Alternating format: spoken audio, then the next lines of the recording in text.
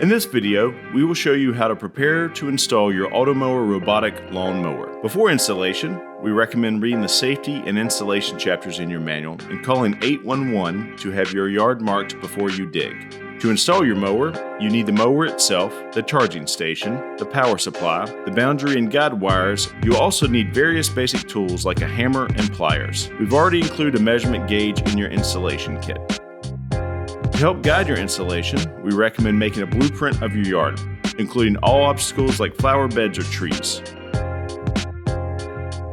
Then, decide where you want to put your charging station, boundary wires, and guide wires, noting these on your blueprint as well. The charging station should be placed on flat ground near a power outlet with a minimum of 10 feet of space in front of it and at least 60 inches of space on the left and right. We also recommend keeping it in a shady area or otherwise protecting it from the sun. The power supply wire should run outside of the mowing area and should never be cut or extended. You also shouldn't coil the cable or store it under the charging station.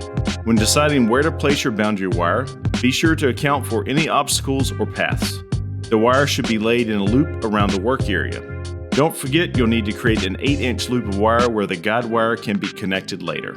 Your guide wire will need to be placed in a line at least 6.5 feet in front of the charging station, making sure there's a clear path on the left for your mower to follow. You also want to clear out any toys, branches, or other debris for a clean work area. Finally, when you're ready for installation and your first mow, you'll need to mow your grass down to your desired height. Now you're ready to install your Automower. For more detailed information, please consult your owner's manual.